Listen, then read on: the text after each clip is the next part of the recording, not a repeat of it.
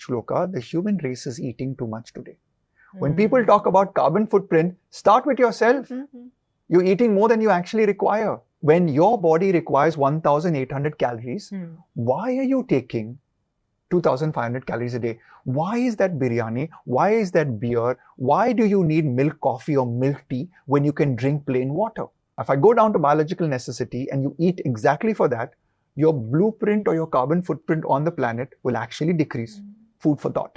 Spending 2,000 rupees to go to the movie theater to watch a movie which is 3 hours consumption, but to work with a medical nutritionist for how you should eat scientifically is something people have not yet evolved to.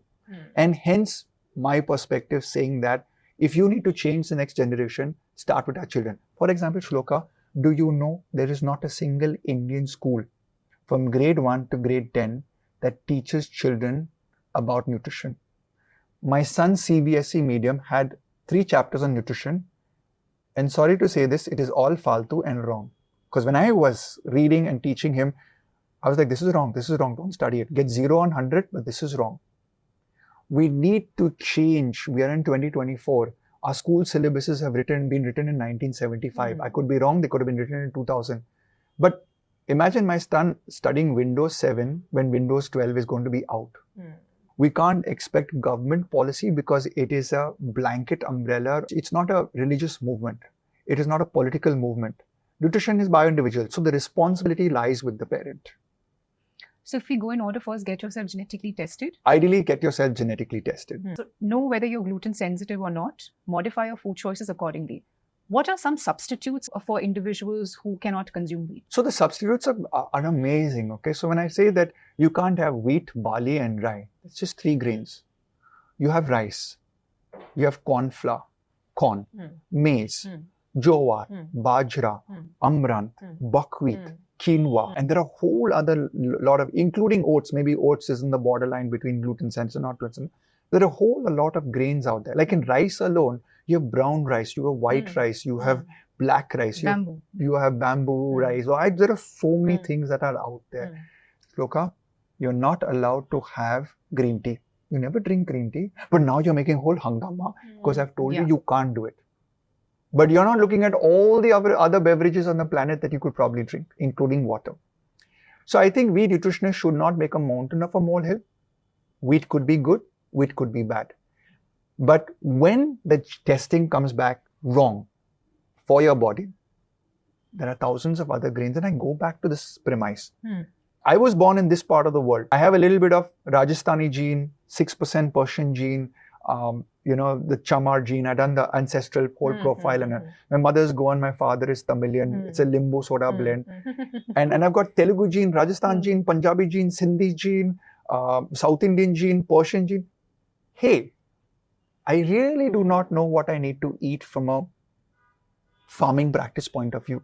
So testing is the next best thing for me to do. Now, I do this because I'm in the profession. I became a nutritionist because I had a very sensitive gut and very bad skin. I could never put on weight. I never knew why I went to the toilet 4 times a day. I've written it in my book, right? And so my sense of discovery is to help other people realize that if you are suffering from digestive problems or autoimmune disorders, could it be your food? Is my thought process to be. So some of us are born with ironclad pressure cooker stomach. We can eat anything on the planet. And God bless those people. God bless. Right? I mean, like I have an uncle who can eat anything and everything and he's 90 years of age and I'm like so jealous of his gut system. And that could be the correct gene selection. Unka mummy daddy ka jodi bahut acha hai. Jo pandit ne match kiya na. I'm like super. And then here I tell my Goan mother and my Tamilian father, who asked you to get a love marriage together? But sometimes jokes apart, I tell people genetic diversity is good. In fact, Shloka, I'm encouraging people to have genetic diversity. I've already told my son, he'll marry somebody from Brazil or from New Zealand or from the Eskimo North Pole. Why? Because we have been selectively marrying into the same religion, same culture, same caste, same community, same village. So if you have a bad genetics, you compound it over generations. Some of the most ironical communities in India, the Marwadi community, the Banya community, the Jat community, the Rajput community, even the Tamilians deep down south, the Malayalis deep down south, They marry within the same 100-kilometer radius circle, same religion, same. Parsi community. Even the Parsi. And therefore you have the highest amount of genetic anomalies because successive generations of grandmothers, the gene selection pool doesn't diversify. Which is why my son, I've told him, dude, if you have a Brazilian girlfriend, I'm going to be super happy. It's from the other side of the world.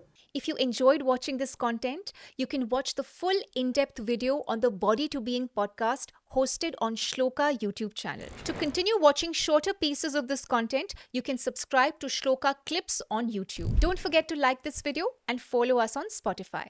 Pranam.